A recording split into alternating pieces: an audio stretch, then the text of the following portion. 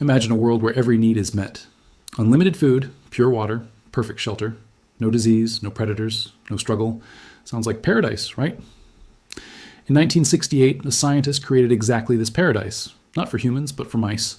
What happened next predicted everything we're witnessing in 2026. And the results are absolutely terrifying. Welcome to Universe 25, the experiment that foresaw our future and the behavioral trap that's closing around us right now. My name is on the screen, and in the next 11 minutes, I'm going to show you how an experiment conducted over 50 years ago did not just predict the future, it mapped out the exact path we're following today. By the end of this video, you'll never look at modern society the same way again. Let me introduce you to Dr. John Bumpus Calhoun, a researcher at the National Institute of Mental Health. In 1968, Calhoun wasn't interested in mice for the sake of studying mice. He was interested in what mice could tell us about ourselves, about what happens to any species when all their survival pressures are removed. Calhoun built what he called Universe 25, the 25th iteration of his mouse utopia experiments. But this one was different. This one was perfect. He designed a massive enclosure specifically engineered to house thousands of mice in comfort. The structure was climate controlled, maintained at exactly 70 degrees Fahrenheit. Food and water dispensers were positioned strategically, always full, always fresh, never running out. He installed comfortable nesting boxes, each one perfect for raising mouse families. The space was cleaned regularly. Disease was prevented. And most importantly, there were absolutely no predators. Every threat to mouse survival was eliminated. Every need was perpetually met. On July 9th, 1968, Calhoun introduced 4 pairs of healthy mice into this paradise. 8 mice total. 4 males, 4 females. All young, all healthy, all ready to thrive. And for a while, they did exactly that. What Calhoun observed over the next 5 years would shock the scientific community and provide insights that remain deeply relevant today in January 2026, perhaps more than ever before. Let me walk you through the 4 distinct phases that Calhoun documented. Pay close attention because each phase has a disturbing parallel to human society. Phase 1 was called the strive period. It lasted approximately the first 100 days. During this time, the mice explored their new environment. They were cautious at first, as any animal would be in unfamiliar territory. But quickly, they realized something extraordinary. This place was safe. There was plenty of everything, no competition, no danger. The mice began to reproduce. Every 20 days, the population doubled.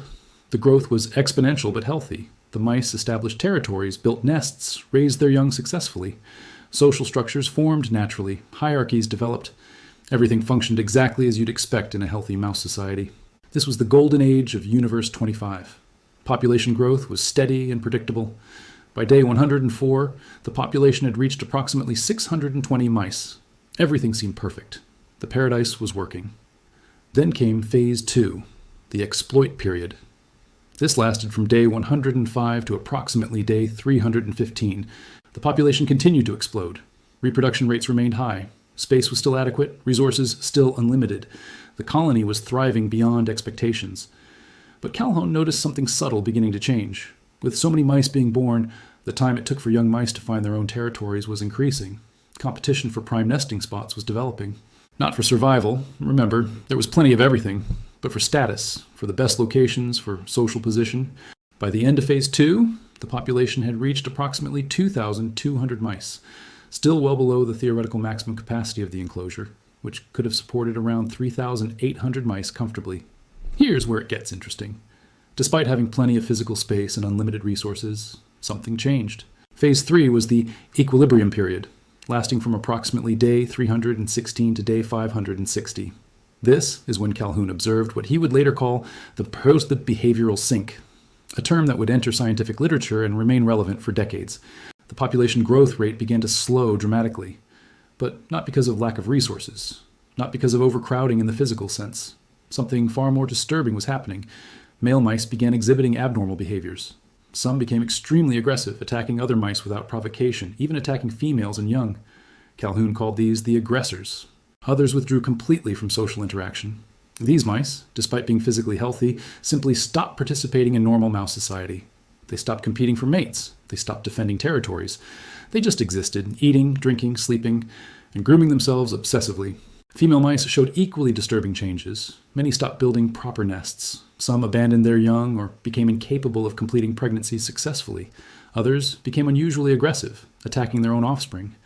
The most disturbing group Calhoun observed were what he called the beautiful ones. These were mice, primarily males, who completely withdrew from all social interaction. They didn't fight, they didn't compete for mates, They didn't attempt to reproduce. Instead, they spent their time solely eating, drinking, and grooming themselves. Their coats were perfect. They showed no scars from fighting. They were physically beautiful, hence the name. But they were, in every behavioral sense, dead. They had checked out of society entirely. The reproduction rate plummeted. By day 560, effectively no new mice were being born. Not because they couldn't reproduce physically, but because they had lost the behavioral capacity to do so.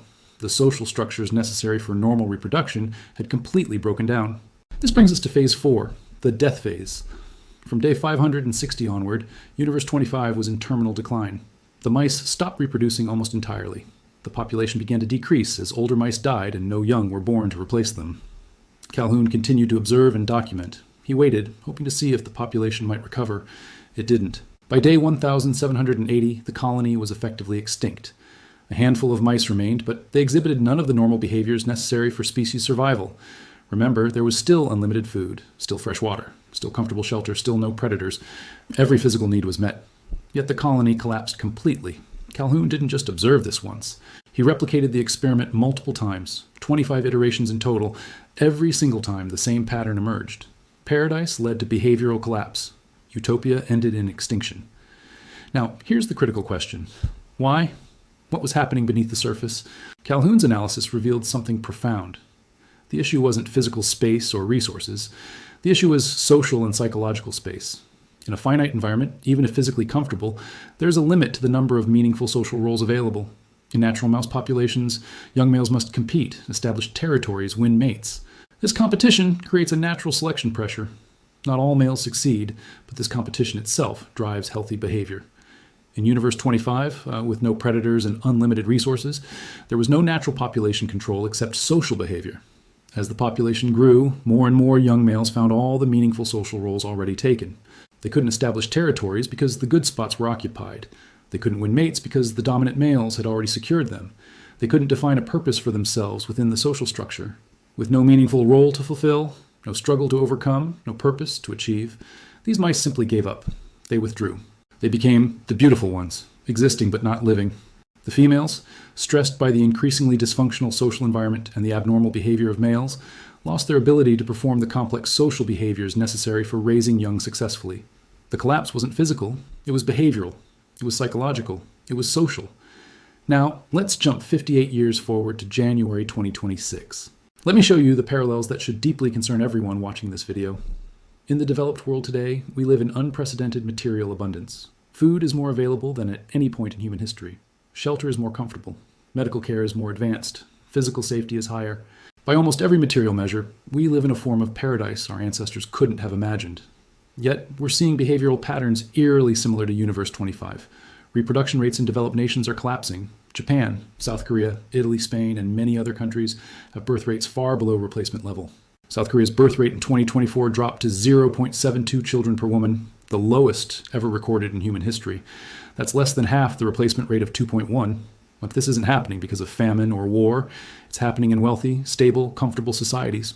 People are choosing not to have children, or finding themselves unable to form the relationships necessary for family formation. Social withdrawal is increasing dramatically. The term hikikomori originated in Japan to describe people, primarily young men, who withdraw from society completely, sometimes not leaving their rooms for months or years. This phenomenon is spreading globally. Loneliness has reached epidemic levels, with studies showing it affects physical health as severely as smoking 15 cigarettes per day. Young men in particular are struggling. Employment rates for young men are declining. Educational achievement gaps are widening. Social interaction skills are deteriorating. Video game usage and online activity have exploded, providing virtual worlds to retreat into, not unlike the mice that withdrew into obsessive self-grooming. Young women are reporting unprecedented levels of anxiety and depression.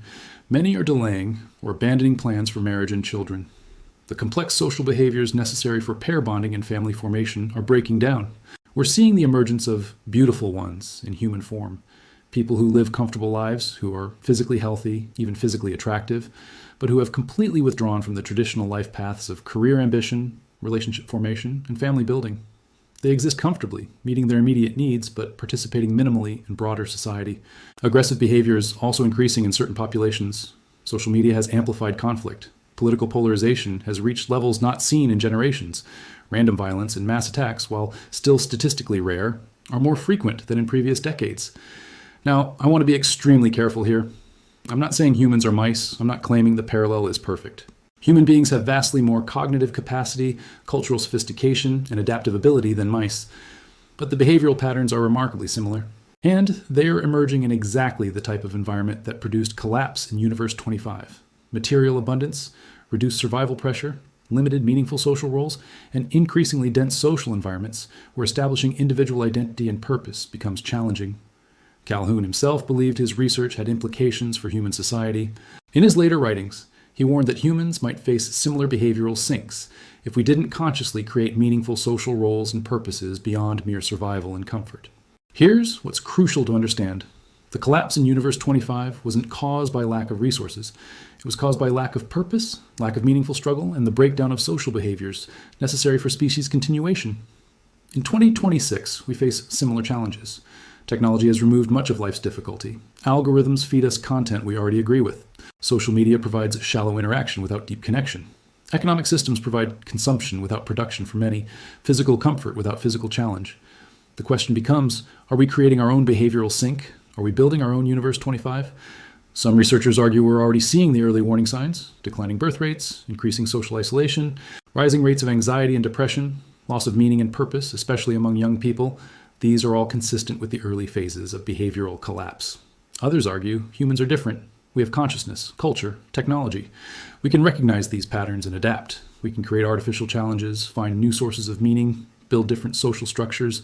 Both perspectives might be correct. The warning signs are real and concerning. But unlike the mice, we have the capacity to understand what's happening and potentially change course. So what do we do with this information? How do we avoid the fate of Universe 25? Calhoun's research suggests several critical factors: meaningful struggle, purposeful social roles, space for individual identity formation, and healthy social structures that allow for natural behavioral expression.